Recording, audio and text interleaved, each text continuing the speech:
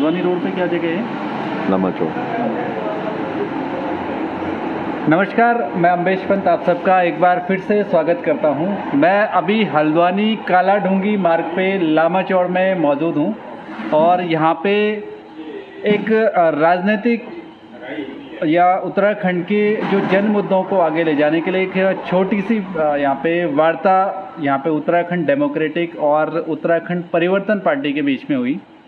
संभवतः अभी उत्तराखंड परिवर्तन पार्टी का एक महाअधिवेशन भी होना है जो रामनगर में संभवतः होगा। मेरे साथ में पीसी तिवारी जी हैं जो केंद्रीय अध्यक्ष हैं उत्तराखंड परिवर्तन पार्टी के। जिस तरह से उत्तराखंड लगातार एक परिवर्तन की मांग करता रहा है, यहाँ का जो क्षेत्रीय दल है वो कहीं ना कहीं सफल होने में कामयाब नहीं रहा, या राजनीतिक मंच पे मैं कहूँ तो वो सफलता हासिल नहीं कर पाया। नतीजा ये हुआ कि उत्तराखंड में कांग्रेस और बीजेपी बारी बारी से यहाँ पे सत्ता में आसीन होते रहे। मैं पीसी तिवारी से जान लूँगा कि क्या उनकी भविष्य की योजनाएं हैं, उत्तराखंड के विकास के लिए क्या योजनाएं उनके पास हैं, किस तरह से वो महाअधिवेशन के माध्यम से उत्तराखंड को एक मैसेज देने का काम करेंगे। तिवारी जी, मैं आपका स्वागत करूंगा। जिस तरह से आप लगातार अपनी उत्तराखंड परिवर्तन पार्टी के साथ साथ में अन्य जो दल हैं, क्षेत्रीय दल अगर उत्तराखंड के, जैसे उत्तराखंड क्रांति दल, डेमोक्रेटिक पार्टी, आप लगातार चर्चाएं कर रहे हैं, आपका महाअधिवेशन भी होना है, थोड़ा सा मुझे उसके बारे में आप बताएंगे। मैं पहले तो आपका आभार व्यक्त करूंगा कि आपने मुझे मौका दिया कि मैं अपनी बात को कह सकूं। उत्तराखंड परिवर्तन पार्टी का जो जन्म है वो उत्तराखंड के जन आंदोलनों की कोख से हुआ है।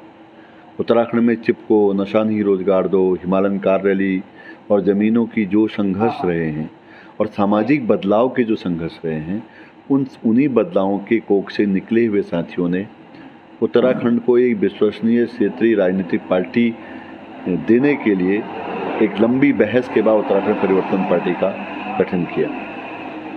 हम लोग छात्र राजनीति में थे और पहला उत्तराखंड बंद जो 2 दिन का था, जो नैनीताल क्लब कांड के बाद हुआ, वो भी हम लोगों ने है उसके नेतृत्वकारी साथियों में हम लोग रहे हैं। और हमको ये लगा कि राज्य बनने के बाद जो क्षेत्रीय अस्मिता के सवाल थे, जो हमारे मूल सवाल थे, जो हमारी ज़मीनों पर, यहाँ के प्राकृतिक संसाधनों पर स्थानीय जनता के अधिकार, उनके अधिकारों के सवाल थे, उन सवालों को एड्रेस करना चाहिए था सरकारों ने। लेकिन दिल्ली की जो भी कठपुतली सरकारें हैं, वो चाहे कांग्रेस की हों, चाहे बीजेपी की हों, या जो भी हों, उन लोगों ने उत्तराखंड को की उस अवधारणा को तार करने के लिए और उत्तराखंड के प्राकृतिक संसाधनों पर पूंजीपतियों, माफियाओं और अपने लोगों का कब्जा कराने के लिए उत्तराखंड का उपयोग किया।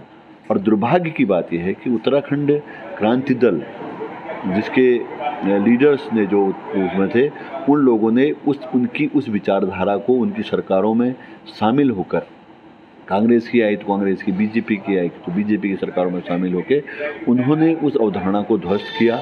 और जिसके चलते उत्तराखंड में जो एक क्षेत्रीय राजनीतिक विकल्प जो आना चाहिए था, वो विकल्प नहीं आ पाया। और आज जो उत्तराखंड की हालत है, जहाँ पर जल, जंगल, ज़मीन और पानी और जो जल विद्युत परियोजनाएं और उस सारे के सारे आज हमारे हाथ से निकल गए हैं। और आज तराई की सारी ज़मीनें बड़े बड़े पूंजीपतियों को कौड़ियों के भाव दी गई हैं। हमारे लोगों को रोज़गार नहीं मिलता है। आज जिस उत्तराखंड राज्य के लिए हम लोग ने 42 शहादतें दी, जिस उत्तराखंड राज्य के लिए हमने मुजफ्फरनगर खटीमा का दंश झेला, उसके अपमान का बदला लेने की स्थिति में भी हमारे लोग नहीं हैं। तो इसलिए उत्तराखंड में एक सशक्त जो राज्य तो बन गया है, उस राज्य को उत्तराखंड की जनता के सपनों के अनुकूल बनाना, उस राज्य में यहाँ के छात्रों, युवाओं, महिलाओं और यहाँ के समाज को न्याय देने की बात करना, उसके लिए परिवर्तन पार्टी की ज़रूरत पड़ी। और हम लोगों ने काफ़ी लंबे प्रयास से लगभग 1.5 वर्ष तक हमने इस सवाल पर पूरी उत्तराखंड में बहस चलाई।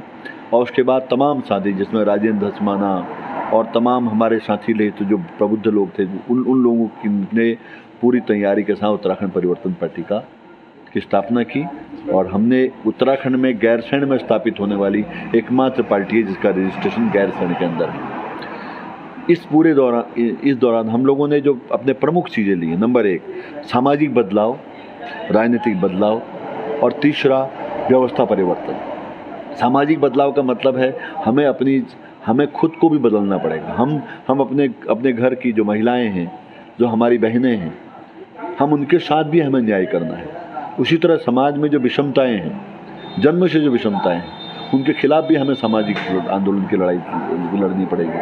हमें उन लोगों की भी बात में देखा कि नौकरशाही का राज नहीं है, नौकर हमारे नौकर हैं। लेकिन आज मुद्दे के सवाल पे मैं आना चाहूँगा, आपका जो महाधिवेशन होना है, ये कब होगा, कहाँ पे ये होगा और क्या इसका मकसद होगा? देखिए, हमारी पार्टी जब अस्तित्व में आई है तो उसने इन तीन चीज़, अभी मैंने सामाजिक, राजनीतिक, व्यवस्था परिवर्तन की बात कही।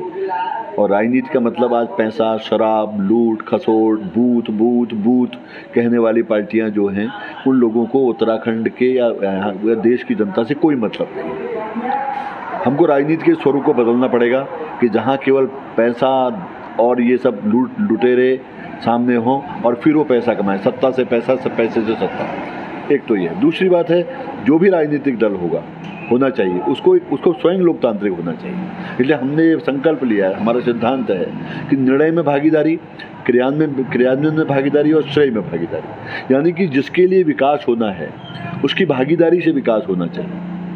ये कोई नहीं कि आपने लखनऊ से पहले तय करते थे, अब देहरादून से तय करने लगे, अब आप दिल्ली से तय करने लगे, आप जंगल के बारे में तय करने लगे, हमारी जल विद्युत परियोजना के बारे में तय करने लगे, आप जो है टिहरी बांध के बारे में आपने इसी तरह तय किया, अब आप पंचेश्वर बांध के बारे में इसी तरह तय किया। आपने सैकड़ों किलोमीटर जो हैं उसके नीचे वो सब सुरंगें बना दी। आपने पर्वतीय क्षेत्रों की जो भू उसका जो जमीन वो नहीं किया। पॉइंट पे आना चाहूँगा सर, बड़ा लंबा वो वहाँ चला जाएगा। आपसे मैं सिर्फ अधिवेशन के बारे में जानना चाहूँ, ये कब होने वाला है और क्या? हमारा जो अधिवेशन है, हमारा हर 2 साल में हम महाधिवेशन करते हैं, जहां हमारे सारे सदस्य उसमें शामिल होते हैं। हम अपने 2 सालों के कार्यकाल और पार्टी के विकास क्रम को देखते हैं, पार्टी के नए इलेक्शन आते हैं और हम जो देश की और दुनिया की और उत्तराखंड की जो राजनीतिक परिस्थितियां हैं उसका गहन विश्लेषण करते हैं और विश्लेषण करने के बाद अपनी नई नेतृत्व की टीम को सामने लाते हैं और अपने आगे की लड़ाई को लड़ते हैं। तो हमारा जो छठा महाधिवेशन है उसको पहले होना चाहिए था, लेकिन क्योंकि कोरोना काल आ गया,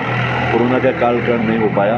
अब छठा महाधिवेशन हमारा रामनगर में 7 और 8 अक्टूबर को तय है, वहाँ अग्रवाल सभा धर्मशाला में वो तय है और इसकी तैयारियां हमारी चल रही हैं। और इसी बीच हेलंगा आंदोलन है, इससे पहले जो सद्भावना रैली थी, और अब जो है अभी जो हमारे एक साथी जगदीश चंद को जो सल्ट से 2 बार चुनाव लड़े थे, उनकी निर्मम हत्या एक अंतर्जातीय विवाह के कारण हुई है। उस लड़ाई में हम लोग शामिल हैं, क्योंकि जब हम ऐसे उत्तराखंड के हिस्सा हैं जहाँ पर आज भी जन्म से इतनी तरह का मतलब किसी को मार दिया जाता है, तो ऐसे उत्तराखंड को बदलने के लिए हमारे समाज को भी आगे आना पड़ेगा और हमारी सरकार को आना पड़ेगा। लेकिन दुर्भाग्य ये है कि इस सरकार के पास इतनी भी बात नहीं है कि 2 शब्द उस पूरी कम्युनिटी के लिए, उन लोगों के लिए नहीं है। तो इसलिए हमारा जो अधिवेशन है वो इन सारे सवालों पर विचार करेगा और हम निश्चित हैं इस बात पे कि उत्तराखंड को अगर एक विश्वसनीय राजनीतिक विकल्प देना है तो उसके लिए हमको बड़े सामाजिक बदलाव से गुजरना पड़ेगा और वो हम लोग करके दिखाएंगे जी, उसके लिए लड़ेंगे। चलिए, आपका बहुत बहुत धन्यवाद, आपने समय दिया और आपको मैं शुभकामनाएं भी दूंगा कि जो आपका जो अधिवेशन है, जो महाअधिवेशन है, वो सफल हो। तो इस तरह से मेरे साथ में पीसी तिवारी जी थे। अब देखना होगा, जब उत्तराखंड को एक मजबूत क्षेत्रीय दल की आवश्यकता है, ये जो क्षेत्रीय दल यहाँ पे काम करे, अब देखना होगा कि उत्तराखंड परिवर्तन पार्टी किस तरह से उत्तराखंड के जो छोटे छोटे क्षेत्रीय दल हैं उनको संगठित करने में कामयाब होती है और एक नए विकल्प के रूप में उत्तराखंड को एक सशक्त नेतृत्व दे पाती है या नहीं दे पाती, ये तो आने वाला समय ही बताएगा। बहरहाल, अभी जो महाधिवेशन होने वाला है उससे एक सकारात्मक उम्मीद जगाई जा सकती है।